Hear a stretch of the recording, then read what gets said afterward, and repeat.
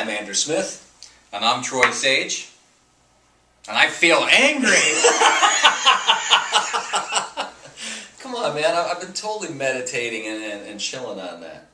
You've been puffing the peace pipe. You know what you've been doing. No, that's another topic. Who's smoking crack, the bank or the seller?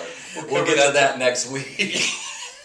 That's going to be interesting. All right. I'm Troy Sage. You're Andrew Smith. Let's get it straight, even though we are matchable to that. It's pretty cool. That's pretty good. Today we're going to talk about seller bank statements, updated financials, and what the banks are seeing, what they need to see, how to explain stuff, and oh my God, lions, tigers, and bears. That's what we're going to talk about. Wow. I got the lions. That's awesome. So let's talk about updated financials. We've already discussed the fact in the past of how quickly all parties are required to react and act to certain demands. So, for example, in half of there's timelines that the bank has to stick to. And we've already kind of talked about sellers and what they need to do in regards to updated financials. We've also talked about the fact that our teams get updated financials the first Friday of every month from all of our sellers. Right. So we constantly have updated financials. Now, what happens in the event that the financial situation drastically changes, either good or bad? What do we do? Well, there's a couple of things that goes on there. I mean, you've seen a situation where you've got, husband and wife, they might both be working, but they're still struggling, legitimate short sale case, but there may have been a special project that came up at work, or there's something going on and it required a lot of extra hours. And as a result of that, there may have been some overtime pay, or there may have been a bonus, or there may have been a death in the family and there's an inheritance from a relative or something along those lines that has caused a blip on those bank statements that is out of the ordinary. Or there could have suddenly been a job loss, which has caused something to change on those financials. The reason the bank are requesting updated financials on a monthly basis is to make sure that the case that has been put forth to them is in fact accurate, and that somebody didn't just modify things for a 1 or 2 month period just to try and get a short sale approved. They want to see the history. They want to see what's going on. So if you encounter a situation where there is a change that's out of the norm, what you're going to want to do when you submit those financials to the bank is get a letter of explanation from your seller, explaining exactly what has happened so that, again, the person receiving this, it all makes sense. Yeah, and the letter of explanation only needs to be a paragraph long. It needs to explain that there was a bonus, hypothetically, for this example. They received a bonus at work or extra overtime. This is a one-time situation. And then what we're encouraging our sellers to do is to show them what they're doing with the money. Right. Hey, they got a $3,000 bonus and they use that $3,000 for X, Y, and Z, and they update their financials. Right. It could have been to catch up on past due HOA bills. It could have been to work on property taxes. It could have been to pay down some other debt. It could have been something to try and show that they've tried to improve their overall situation and they didn't just, suddenly buy air tickets to Hawaii or, or something. The bank are going to look at that. But saying that, you do suddenly get fear on the part of the seller that the bank is out there to drain every last penny they possibly have, and I can't possibly show this because now the bank are going to ask for it. And that's not true at all. I mean, the bank are looking to be fair and reasonable, at least in all of the cases we've been involved in. Absolutely. They're looking to be fair and reasonable. They're not looking to pull every last dime that you have and send you on your way with nothing.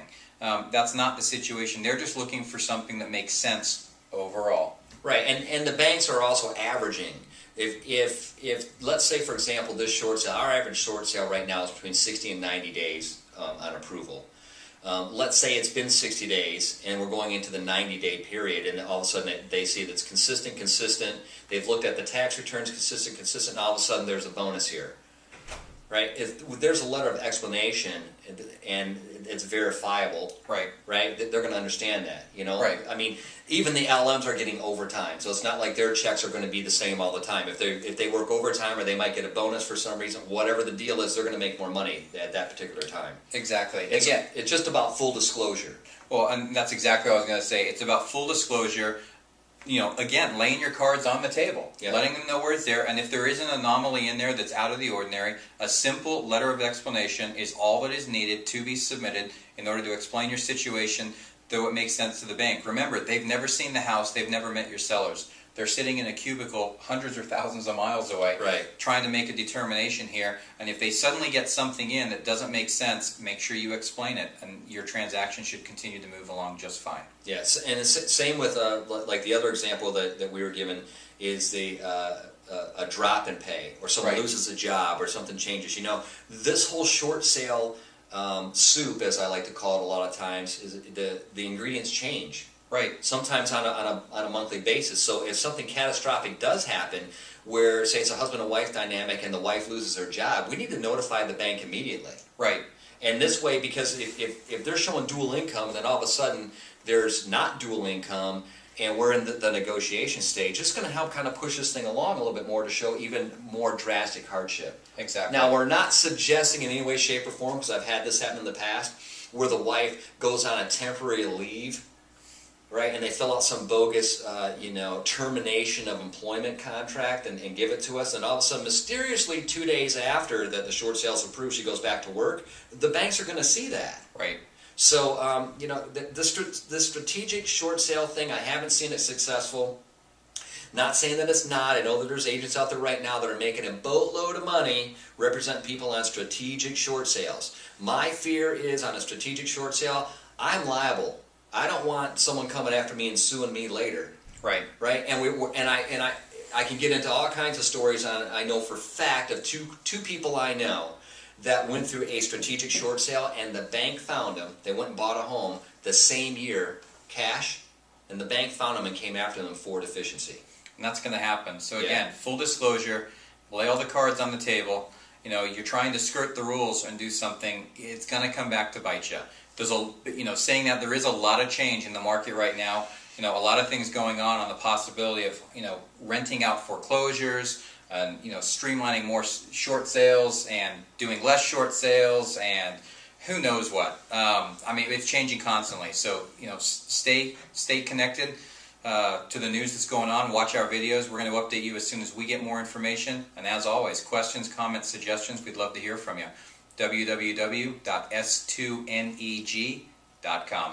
Thanks for stopping by.